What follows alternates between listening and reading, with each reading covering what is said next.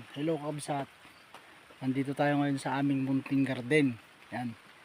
Mag-aalis tayo ng dahon ng okra. Yung mga matitigas na. O baka ikaw, iba yung iniisip mong matigas dyan ha. Yung matitigas na dahon ng okra. Para hindi siya kwan sa pagbunga ng mga okra. Ayun o. Yan. Ito yung inaalis natin. Ito. Yan. Tapos mga ganyan. Yan, para malinis tignan. At para mas marami siyang ibunga kakabsat nya. So yun lang kakabsat. Maulan na umaga. O sino may gusto ng saging dyan? O ayan o. Matigas na. Yan.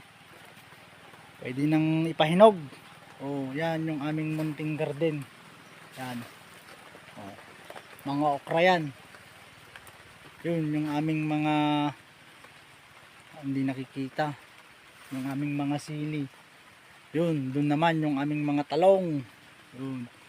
Dun ako kumukuha ng mga talong na binebenta para may pambili ng Milo.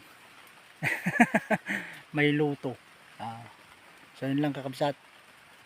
Salamat.